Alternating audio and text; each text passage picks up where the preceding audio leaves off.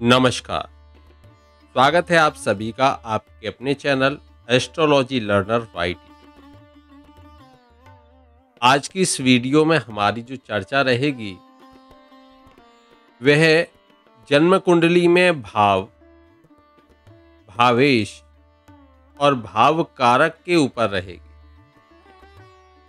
इनकी स्थितियां कैसे जन्म कुंडली के फलादेश में परिवर्तन लाती हैं, कैसे हम जान पाते हैं कि कोई घटना घटित होगी अथवा नहीं होगी। उन सब के पीछे इन तीन फैक्टर्स का, ये थ्री फैक्टर्स से इनका इम्पोर्टेंट रोल होता है। आज इसी को समझेंगे, इसी को जानेंगे। तो चलिए शुरू करते हैं।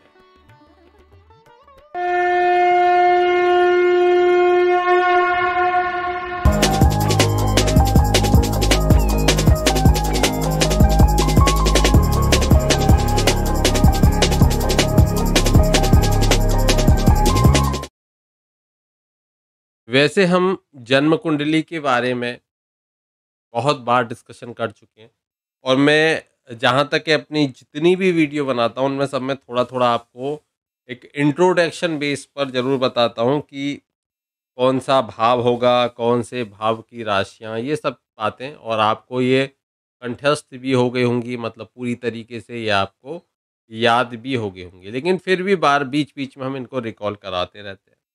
जैसे कि यहाँ पर आप देख पा रहे हो, इस पहले खाना जो आपको दिख रहा है, जिसको हाउस भी बोलते हैं, घर भी बोलते हैं, भाप भी बोलते हैं, खाना भी बोल देते हैं, ठीक है? यहाँ ये जो खाना रहेगा, इसमें कोई भी नंबर आपको 1 से लेकर 12 तक मिल सकता है, लेकिन ये पहला भाव ही काउंट होगा। ये दूसरा खाना है, इसमें कोई भी नंबर मिले, ये दूसरा खाना यानी कि दूसरा भाव ही होगा। ये तीसरा भाव ही माना जाएगा, ये चौथा भाव ही माना जाएगा, ये पाँचवाँ भाव ही माना जाएगा, ये छठा भाव ही माना जाएगा, ये सातवाँ भाव ही रहेगा, ये आठवाँ भाव रहेगा, ये नवाँ भाव रहेगा, ये 10वाँ भाव रहेगा, ये 11वाँ भाव रहेगा और ये 12वाँ भाव रहेगा। मैं केवल एक-एक इनके कारक तत्व आपको रिकॉल करने के लिए बता देता हूँ, ताकि आपको, हम वीडियो को अगर देखेंगे तो हमें बहुत ज़्यादा कन्फ्यूजन नहीं होगा और सारी चीज़ें, ये जो टॉपिक है आप सबको एकदम बिल्कुल क्लियरली आपके माइंड में ये जाएगा, और आपको मैं भरोसा दिलाता हूँ कि आप इस वीडियो को देखने के बाद में जन्म कुंडलियों में कितनी सटीक भविष्यवाणी करोगे, और उस भविष्यवाणी में आप जो कहोगे वो चीज़ें आपको बहुत हद तक देखने को मिलेंगी, और आप यहाँ पर कमेंट करके मुझे भी ये जानकारी दोगे कि आपको आज की वीडियो को देखकर कैसा लगा। अब देखिए, हम एक बार कारक तत्वों की चर्चा कर लेते हैं। तो कारक तत्वों की चर्चा करेंगे तो इसमें, अब देखिए, ये तो लग्न है। लग्न का मतलब शरीर, या हम कहें कि वो खुद व्यक्ति जिसकी हम चर्चा कर रहे हैं, उसको देखना, उसकी पर्सनैलिटी को देखना है, उसके व्यक्तित्व को देखना है। ये पहला भाव बताएगा। पहला भाव उसकी इच्छा शक्ति को भी बताएगा, उसके काम करने के प्रति मन के भावों को भी बताएगा। ये पहला भाव है। जितना ज़्यादा स्ट्रॉन्ग व्यक्ति कठिन से कठिन समस्याओं से भी जूझता हुआ निकल सकता है, अगर ये बलवान है, इस भाव, ये भाव बलवान है, तो उस स्थिति में। दूसरे भाव से हम किसी व्यक्ति के धन, संपत्ति, परिवार, कुटुंब, इन सब को देख लेते हैं। तीसरे भाव को कहते हैं पराक्रम भाव, तो हम इससे उनके पराक्रम को देख लेंगे, साहस को देख लेंगे। चौथा भाव जो होगा, ये चौथा भाव को हम सुख भाव बोलते हैं, माता के अभाव भी होता है ये। तो ये सुख भाव होता है। पाँचवाँ भाव जो हो गया, ये संतान भाव कहा जाता है, वह प्रेम का भाव भी होता है, और ये आपकी बुद्धिमत्ता का भी भाव है, और आपके उपासना का भी ये भाव रहता है। ये रोग ऋण शत्रुओं का भाव छठा भाव है, मतलब मैं इसमें कह सकता हूँ कि शत्रु भाव है आपका। ये आपका कलत्र भाव है, या ये कहें कि आपके जो दाम्पत्य का भाव है, दाम्पत्य का भाव है ये। ये आपकी आयु का भाव कहेंगे हम इसको, ये आयु का भाव है। और ये आपके धर्म का भाव है। धर्म, पिता, ये सब हम इस भाव से देखेंगे। और ये आपके कर्म का भाव है। और ये आपकी इच्छाओं का भाव है, आपकी आय का भाव है, आपके व्यय आय का भाव है यहाँ पर। आपकी भौतिक इच्छाओं की पूर्ति का भाव है। और ये 12वां जो भाव है, ये है आपके विदेश का भाव भी है। वैसे इसको हम कहेंगे मोक्ष का भाव, मुक्ति का भाव, व्यय का भाव। और व्यय का भाव भी ये रहेगा, व्यय का भाव भी है। ये आपका विदेश का भाव भी है। ये आपका जो भाव है, ये आपका जेल का भाव भी है। जेल यानी कि कारावास। अस्पताल का भाव भी है। अस्पताल का भाव भी है। अब हम इन बातों को समझ रहे हैं। ये इनके कारक हैं, इस भावों के। वैसे मैंने कारक तत्वों के जो भाव कारक तत्व हैं, वो एक वीडियो बनाई थी, आपने शायद देखी नहीं है, क्योंकि काफ़ी कम उसमें व्यूज़ रहे थे, वो क्यों रहे थे मुझे नहीं पता। लेकिन कंटेंट उसका बहुत अच्छा है। उसमें आपको बहुत कुछ जानने को मिलेगा, बहुत कुछ आपको क्लियर होगा। मैं प्रयास करूँगा कि मैं इसको डिस्क्रिप्शन में इसका लिंक ज़रूर आपको दूँ, ताकि या फिर आप कमेंट करोगे तो मैं कमेंट में प्रोवाइड कर दूँगा उस वीडियो का लिंक, नहीं तो आप खुद देख सकते हो। तो वहाँ पर पूरे कारक तत्वों की चर्चा हुई है। बहुत डिटेल में जाना है तो आप वहाँ से देख सकते हो। अब हम बात करेंगे कि इनमें सबसे जो महत्वपूर्ण बातें हैं, उनको देखेंगे। केंद्र भाव कौन-सा होता है? केंद्र भाव, ये केंद्र भाव है। जैसे कि पहला भाव, चौथा भाव, 7वां भाव और 10वां भाव, ये केंद्र भाव होते हैं जन्म कुंडली के। इन भावों को शुभ भाव कहा जाता है। तो अब इन भावों का हम ये भी कह सकते हैं कि ये भाव शुभ भाव माने जाते हैं। तो इन भावों को हम क्या कहेंगे? केंद्र भाव है और ये शुभ भाव होते हैं।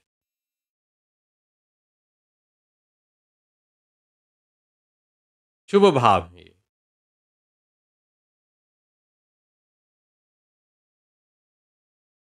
शुभ भाव। और त्रिकोण भाव कौन से हो गए? देखो, ये वैसे एक त्रिकोण में भी आ जाता है, लग्न भाव। तो लग्न तो बलवान है ही अपने आप में, सबसे अद्भुत है। और ये श्रेष्ठ भाव कहेंगे हम इनको। श्रेष्ठ, ये श्रेष्ठ भाव हैं। ये श्रेष्ठ, ये धर्म भाव है, बहुत ज़्यादा श्रेष्ठ भाव है। ये श्रेष्ठ भाव हो गए।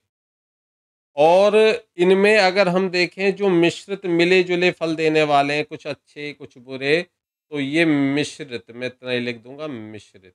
ये मिश्रित देंगे, कुछ शुभ और अशुभ, दोनों तरह के रिज़ल्ट आपको देने वाले होंगे, ये 2 भाव। इनको समझ लीजिए। ये आपको मिले-जुले फल देंगे। बहुत ही स्पेशल वीडियो है आप सबके लिए। ये मिश्रित रिज़ल्ट देने वाले हैं आपको, मिले-जुले। वहीं अगर हम बात करेंगे, ये छठा भाव, ये तृक भाव कहे जाते हैं, ये अशुभ भाव है। ये भी अशुभ भाव है। आयु कौन चाहेगा बहुत जल्दी आयु क्षीण होना? अशुभ भाव है, कष्ट है, संघर्ष है, इसलिए अशुभ भाव है। देखिए, ये एकादश भाव को भी हम शुभ भाव मान सकते हैं, क्योंकि ये कहीं न कहीं इच्छाएँ पूर्ति कराता है। और 12वां भाव भी अशुभ भाव माना जाता है। आजकल तो ख़ैर विदेश जाने का बड़ा शौक हो गया, लेकिन पहले क्या होता था कि अपने स्थान पर आप हो, यानी कि आपको पलायन कर जाना, एक तरह से विदेश जाना मतलब आपको भागना पड़ रहा है अपनी जगह को छोड़ के, इसलिए वो अशुभ माना जाता था। देश काल और परिस्थितियों के आधार पर कहीं कोई किसी को खराब बताएगा, कहीं कोई किसी को अच्छा बताएगा। जो प्योर वेजिटेरियन है वो ये कहेंगे कि नहीं, नॉन-वेज खाना गलत है। लेकिन जिनसे आप देखोगे, बहुत सारे लोग नॉन-वेज खाते हैं। तो अगर आप उनसे कहोगे नहीं ये गलत है, वो बिल्कुल नहीं मानेंगे। वो आपको 100 तरह के तर्क उसमें देंगे। तो उन किसी के लिए कोई चीज़ें अच्छी हैं, किसी के लिए कोई चीज़ें खराब हैं। तो वैचारिक मतभेदता है उस बात को लेकर। देश, काल और परिस्थितियों के आधार की भिन्नता है उस बात को लेकर। अब देखिए, इसी तरीके से हम यहाँ पर बृहत्पाराशर होरा शास्त्र में ये एकादश भाव है, ये आपका इसको पापी भाव भी कहा जाता है।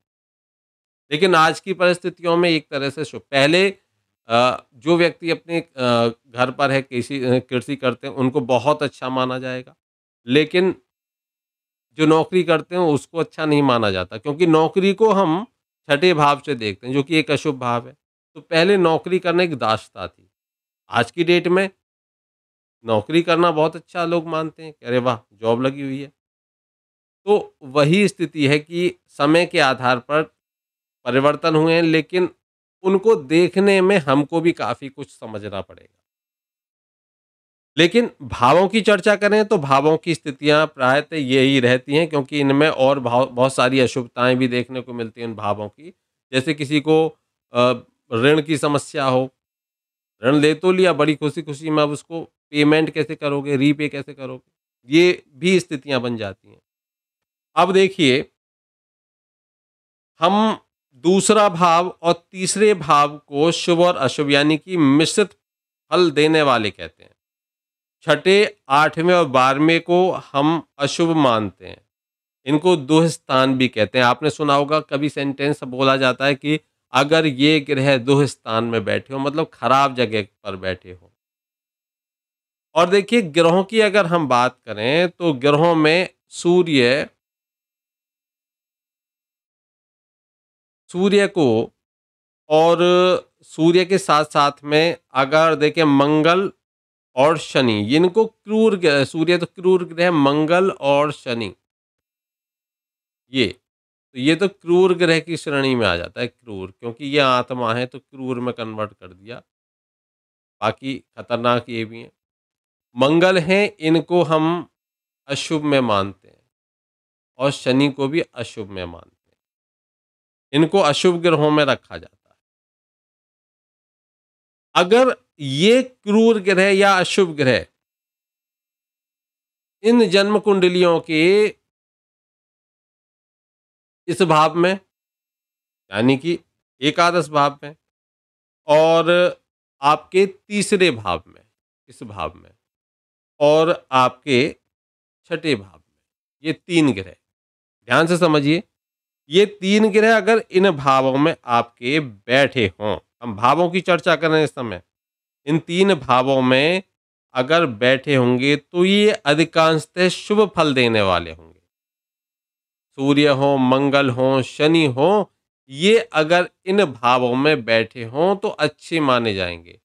अब मानकर चलिए किसी की जन्म कुंडली में, वैसे समझिए किसी की, हाँ, यहाँ देखते हैं। किसी की जन्म कुंडली है, किसी की जन्म कुंडली में सूर्य यहाँ बैठे हुए हैं, भाई अच्छे मानोगे। मैंने कई बार अपनी वीडियोज़ में बताया भी है आपको। शनि यहाँ बैठे हुए हैं, मंगल यहाँ बैठे हुए हैं। अब ये शुभ फल देने वाले माने जाएँगे। इनको कहा जाएगा भई ये शुभ फल देने वाले हैं। एक बात और विशेष सूत्र आप समझ लीजिए, एक विशेष सूत्र है यहाँ पर कि जो केंद्र हैं, अब केंद्र तो आप जान गए कौन-कौन से हैं केंद्र। जैसे कि ये केंद्र है, ये केंद्र है, ये केंद्र है और ये केंद्र है। ये केंद्र भाव हैं। इन केंद्र भाव में अगर हम देखें कि शुभ ग्रह की राशियाँ अगर हों, शुभ ग्रह यहाँ पर अगर हैं, तो वो अच्छा रिज़ल्ट नहीं देते।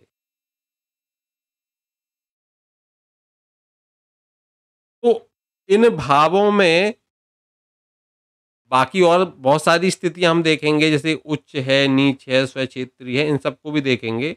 दृष्टियाँ देखेंगे, कारक तत्व देखेंगे, बहुत सारी स्थितियाँ हैं। लेकिन एक सामान्य रूप से मैं बताना चाहूँगा कि इनमें अगर यहाँ पर शुभ ग्रह की राशियाँ हों और वो शुभ ग्रह यहाँ पर बैठ जाए तो केंद्राधिपति दोष लग जाएगा। तो कहने का अर्थ है कि इन भावों में अशुभ ग्रह, इन भावों के स्वामी अशुभ ग्रह होने चाहिए। यहाँ पर शुभ ग्रह अगर इनके स्वामी होंगे तो समस्या देंगे। अशुभ भावों के स्वामी शुभ ग्रह होने चाहिए। ये अशुभ भाव है, इनके स्वामी शुभ ग्रह होंगे तो वो अच्छा रिजल्ट देते हैं। स्पष्ट है? इन बातों को आप समझ पाए होंगे। जब आप इस सभी स्थितियों को देख लें, जिसमें आप कारक तत्व देख लें, युति देख लें, दृष्टि देख लें, शुभ-अशुभ ग्रहों की स्थितियाँ देखें, उच्च देखें ग्रहों की राशियाँ देखें, स्थिर हैं या चर हैं, किस तरीके से उच्च हैं, नीच हैं, स्वक्षेत्री हैं, किस अवस्था में है कोई ग्रह, स्वप्नावस्था में है या जागृत अवस्था में है, किस अवस्था में है या प्रदीप्त अवस्था में है। इन सब को जानने के बाद हम उस भाव को जान पाते हैं। एक साधारण रूप में मैं आपको बताऊं कि अगर किसी भाव पर, जैसे मानकर चलिए मुझे चर्चा करनी है, किसी ने मुझसे एक प्रश्न किया कि संतान से संबंधित प्रश्न, मान के चलिए किसी ने संतान से संबंधित प्रश्न किया कि क्या उसके संतान होगी या उसके संतान में क्या समस्या आ रही है, संतान के साथ वैचारिक मतभेद है, संतान को क्या समस्याएं हो सकती हैं। तो सबसे पहले मैं भाव को देखूंगा। संतान का भाव, जो कारक तत्वों को आप पढ़ोगे तो ये संतान का भाव है, ये संतान का भाव है, पांचवा भाव। यहाँ कोई भी राशि आपको लिखी हुई मिल जाए, लेकिन ये भाव पांचवा ही है। अब इस पांचवें भाव को अगर हम देखें तो इस पांचवें भाव में हम देखें सबसे पहले कि इस भाव पर कोई पापकर्तरी दोष तो नहीं। मान के चलिए मंगल यहाँ बैठे हों, शनि यहाँ बैठे हों, अब ये फंस गया पापकर्तरी में, मतलब भाव पीड़ित हो गया। पहली शर्त ये पूरी कर लीजिए, भाव पीड़ित हो गया। भाव आपने देखा, अच्छा पंचम भाव तो शनि और मंगल ने पीड़ित कर दिया, यानी कि पापकर्तरी में आ गया। चलिए, अब किसी ने देखा वाह मेरे तो ये कोई स्थिति है नहीं, फिर भी संतान होने में समस्या क्यों आ रही है? फिर दूसरा और देखिए, किसी तरीके से किसी पापी ग्रह ने, मानकर चलिए यहाँ से अगर हम देखें कि शनि कहाँ बैठेंगे, अगर शनि यहाँ बैठे होंगे, यहाँ बैठेंगे ना, तब शनि की 10वीं दृष्टि गई, 1, 2, 3, 4, 5, 6, 7, 8, 9, 10, 10वीं दृष्टि गई अपने प्रबल शत्रु सूर्य के घर में। जैसे मान के चलिए सिंह राशि है तो ये, नहीं तो आप ये देखिए कि अच्छा कि कारण क्या है? देखिए बहुत सारी, एक मैं बहुत आपको यहाँ पर एक एस्ट्रोलॉजी के जो रिसर्च थे उन पर लेकर चलने की कोशिश कर रहा हूँ, आपको समझाने का प्रयास कर रहा हूँ। आप देखिए जो काल पुरुष की जन्म कुंडली होती है, तो काल पुरुष की जन्म कुंडली में पंचम भाव में सिंह राशि आती है। सिंह राशि के स्वामी होते हैं सूर्य। सूर्य क्या होते हैं? जगत आत्मा। सूर्य भगवान को हम विष्णु भगवान का रूप भी मानते हैं, ठीक है? आदित्य, ठीक है? अब ये आपकी जन्म कुंडली में अगर कहीं सूर्य पीड़ित हैं, सूर्य अच्छा रिजल्ट नहीं दे रहे हैं, आपको सलाह दी जाती है कि आप हरिवंश पुराण का पाठ करें, उसको सुनें, ठीक है? यही कहा जाता है। हरिवंश पुराण, जो कि भगवान श्री कृष्ण से संबंधित है, भगवान विष्णु से संबंधित है। वहाँ पर हम चर्चा करते हैं, तो उससे आपका सूर्य अच्छा होता है, मतलब तो आपको संतान से संबंधित समस्याओं से भी छुटकारा मिलता है। उसका आप कारण ये समझ पा रहे होंगे, क्योंकि पंचम भाव कालपुरुष की कुंडली में सूर्य उसके कहीं न कहीं प्रभावी ग्रह माने जाएँगे। अब देखिए वहाँ पर अगर शनि ने आकर पीड़ित कर दिया उस भाव को, ये मैंने एक बीच में आपको बता दिया था, उस भाव को आकर पीड़ित कर दिया, तो अब उस भाव पर समस्याएँ बन गई। तो वो भाव हो गया पीड़ित। मतलब अब आपके संतान से संबंधित समस्याएँ हमें कम से कम 30% समस्याएँ दिख गईं कि हाँ, कोई समस्या तो आने वाली है। इनको हम नवमांश कुंडली में भी चेक करेंगे, ऐसा नहीं खाली यहीं पर बैठ जाएँगे। नवमांश कुंडली में भी चेक करेंगे, देखेंगे क्या स्थिति है। सप्तमांश कुंडली में भी जो वर्ग चार्ट है उसको में भी देखेंगे। वो एक अलग विषय है, उसके बारे में मैं अभी केवल भाव की चर्चा कर रहा हूँ। ठीक है? तो हम यहाँ भी देखेंगे। अब इस स्थिति में या फिर खुद शनि उठे और बोले चलो हम यहीं बैठ जाते हैं। राहु बैठ गए, केतु बैठ गए इस भाव में। अब ये भाव हो चुका है पीड़ित। इसको बोलते हैं भाव का पीड़ित होना या भाव का निर्बली होना। अब इसके सपोज कीजिए यहाँ पर सिंह राशि है। सिंह राशि है तो अब यहाँ पर भाव कौन-सा हो गया, यानी कि पंचमेश कौन हो गए? सूर्य हो गए, वो हो गए भावेश। पंचमेश जो हो गए सूर्य, वो कौन हो गए हैं? भावेश। अब मैं यहाँ से हटा देता हूँ एक बार इसको। अब हम भावेश की चर्चा करेंगे। पहले भावेश को समझ लेंगे, लॉर्ड ऑफ द हाउस। अभी हमने बात किसकी करी? भाव की, हाउस की। Now we will talk about the lord of the house. Lord of the house की कंडीशन यानी कि भावेश की कंडीशन कैसे देखेंगे? तो भावेश तो आप समझ गए।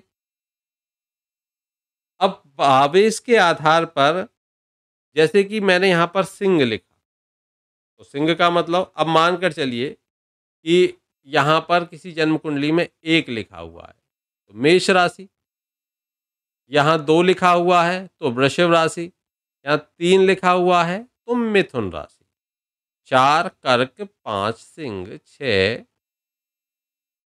कन्या, 7 तुला, 8 वृश्चिक, 9 धनु, 10 आपकी हो गई मकर, और 11वीं आपकी कुंभ, और 12वीं आपकी हो गई मीन राशि।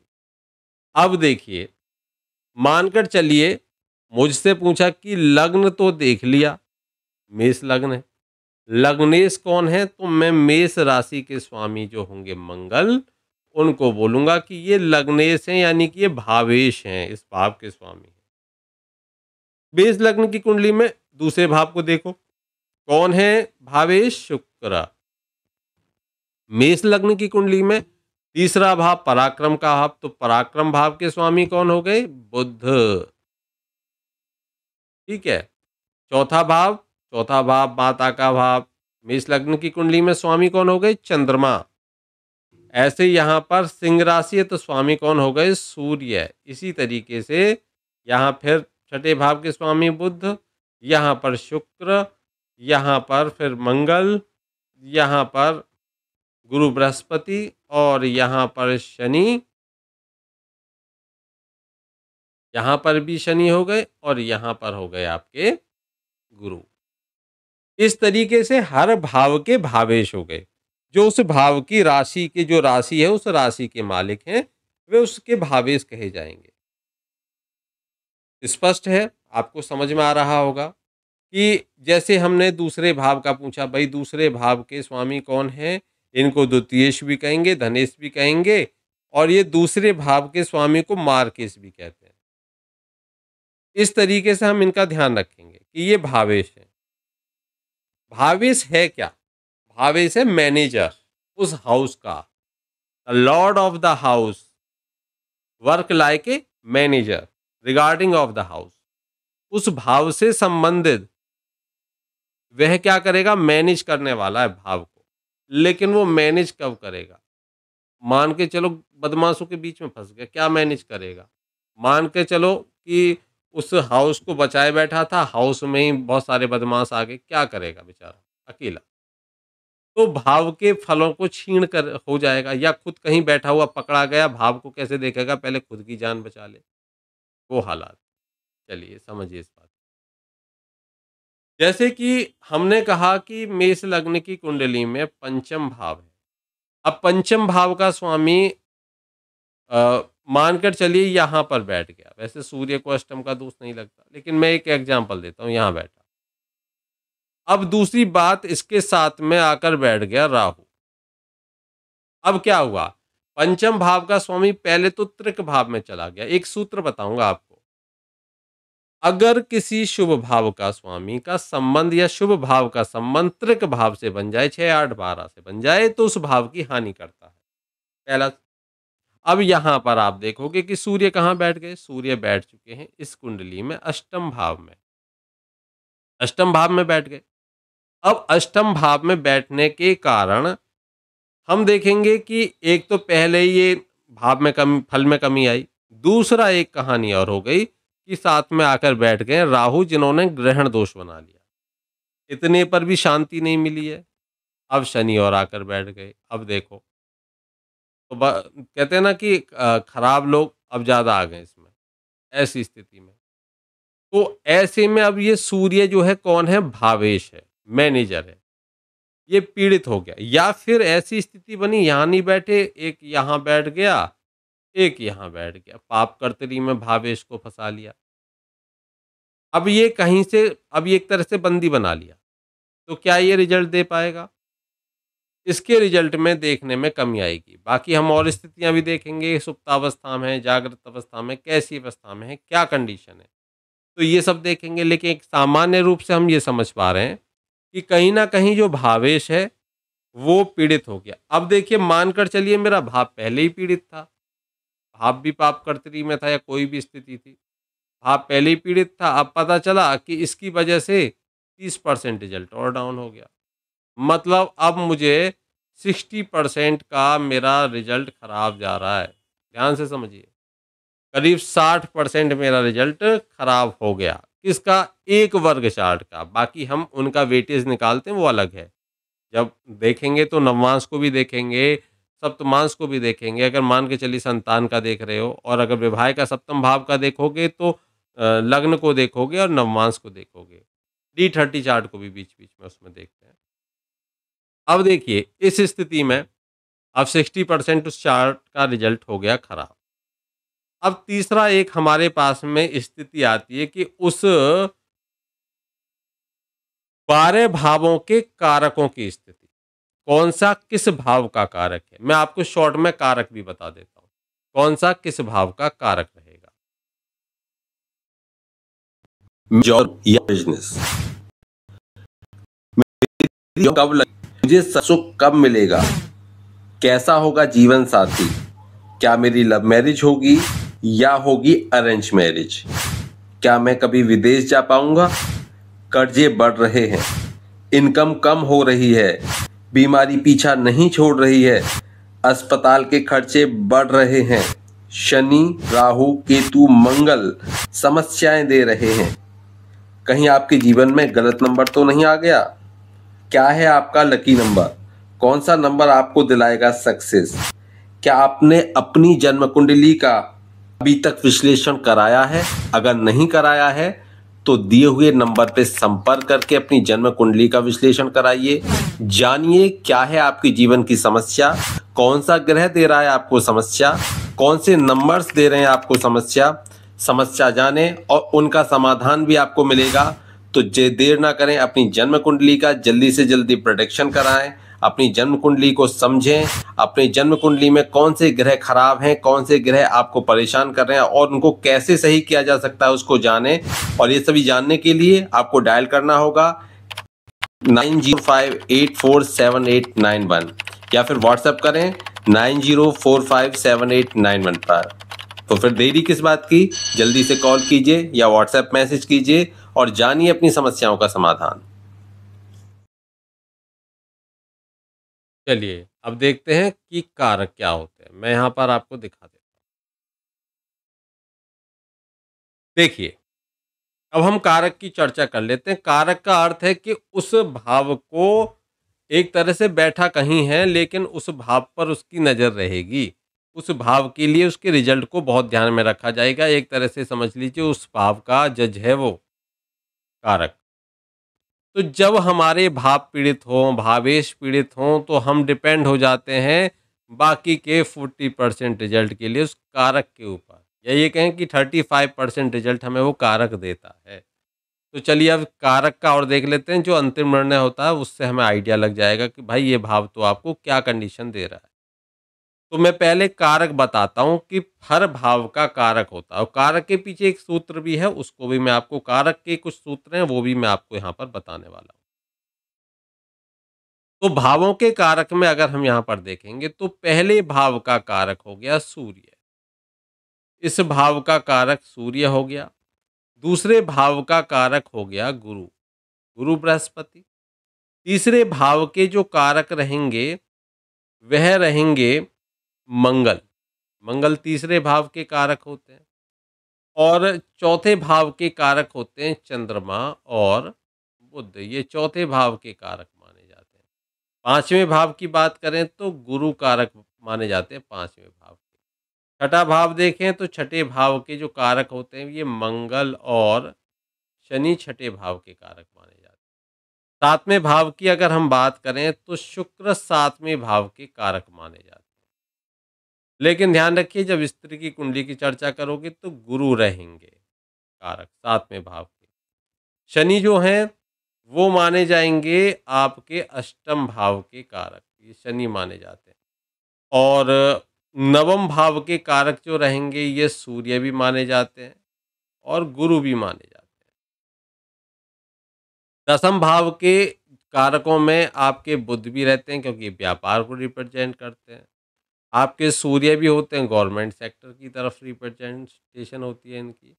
और गुरु भी होते हैं, गुरु बृहस्पति और शनि भी होते हैं। ये 4 ग्रह कारक होते हैं इस भाव के। अब देखिए जो एकादश भाव है, एकादश भाव के जो कारक ग्रह माने जाएँगे, वो गुरु बृहस्पति रहते हैं। एकादश भाव के भी कारक गुरु बृहस्पति रहते हैं और 12वें भाव के कारक शनि माने जाते हैं। वैसे राहु को भी यहाँ कारक माना जाता है, लेकिन हमने छाया ग्रहों को यहाँ पर नहीं रखा है। तो यहाँ पर अब आप देखिए, यह स्थिति है कारक की। इन भावों के ये कारक हैं। तो कारकों के कुछ मैं नियम आपको बता देता हूँ। देखिए, जिस भाव का जो कोई कारक ग्रह है, वो अकेला उस भाव में अगर है, तो उस भाव के फल को कम कर देगा। मतलब जैसे कि शुक्र 7वें घर में बैठा है, तो विवाह से संबंधित समस्याएँ देना शुरू कर देगा। गुरु 5वें में बैठा है, तो संतान से संबंधित समस्याएँ देना शुरू कर देगा, अगर अकेला बैठा है तो। अब देखिए सूर्य को देखें तो सूर्य से नवम या फिर द्वादश भाव से पिता का शुभ और अशुभ विचार करना चाहिए। सूर्य यदि शुभ ग्रह दृष्ट हो तो पिता की स्थिति अच्छी रहेगी। वहीं पर हमें देखना है जहां पर भी सूर्य बैठा है। मंगल क्योंकि ये पिता का है तो इसलिए सूर्य की स्थिति हमें देखनी चाहिए। मंगल से तृतीय भाव जो भाव है वो भाई, पुत्र, पराक्रम इनका विचार करें। और बुध से छठे भाव से रोग, शत्रु, मामा आदि का विचार करें। इस तरीके से हमें इनका ध्यान रखना चाहिए। अब मानकर चलिए कि किसी भी भाव का कारक जिस भाव में बैठा है या भाव में नहीं बैठा और वो पीड़ित है कहीं पर, वही पाप कर त्रिदोष में आया हुआ है, या फिर किसी भी तरीके से उसके साथ में कोई पापी ग्रह युति करके बैठा हुआ है, कोई भी स्थिति आ जाए, तो हम कहेंगे कि कारक भी पीड़ित है। इसके साथ में कुछ महत्वपूर्ण बातें जैसे कि धन भाव है, दूसरा भाव है, उसमें मंगल आपका कोई प्रभाव नहीं दिखाता। और जो चौथा भाव है इसमें बुध कोई प्रभाव नहीं दिखाता। ये और जो 5वां भाव है इसमें गुरु निष्प्रभावी हो जाता है, कोई प्रभाव नहीं है। और जो छठा भाव है इसमें शुक्र निष्प्रभावी होगा। सप्तम भाव में शनि निष्प्रभावी होता है, लेकिन कुछ लोग यहाँ पर शनि को बलवान मानते हैं काल पुरुष के आधार पर। पहले भाव में गुरु और बुध बलवान होते हैं, चौथे भाव में चंद्र और शुक्र बलवान होते हैं, और 10वें भाव में सूर्य और मंगल बलवान माने जाते हैं। शनि जो होंगे वो सप्तम भाव में बलवान माने जाएंगे, तो लेकिन निष्प्रभावी होते हैं, ये ध्यान रखिए। तो हम जब इन भाव भावेश और भाव कारक को समझ लेंगे तो हमें पता चल जाएगा कि हमें ये लग्न कुंडली उस भाव से संबंधित कितना रिजल्ट देने के लिए बैठी हुई है। और जब आप इन बातों को कंफर्म कर लो, तभी उसके बाद में आप गोचरस्थ ग्रहों की स्थिति के आधार पर यह बताएं कि उस जातक अथवा जातिका के जीवन में वह घटना घटेगी भी अथवा नहीं घटेगी। आज का ये जो विषय है आपको कैसा लगा, कमेंट बॉक्स में कमेंट करके हमें ज़रूर बताइए। आशा करता हूँ टॉपिक आपको अच्छा लगा होगा। अगर आप भी अपनी जन्म कुंडली का हमसे प्रेडिक्शन कराना चाहते हो, विश्लेषण कराना चाहते हो, तो आप हमारे दिए हुए व्हाट्सएप नंबर जो यहाँ पर चल रहा है स्क्रीन में, इस पर आप हमें व्हाट्सएप मैसेज कर दीजिए। व्हाट्सएप मैसेज कर दीजिए, व्हाट्सएप के माध्यम से हम आपसे जुड़ेंगे और वहाँ पर आपने अपनी date of birth, time of birth, place of birth इनके साथ में आपका जो प्रश्न है वह भी दे सकते हो और अपनी जन्म कुंडली का विश्लेषण करा सकते हो।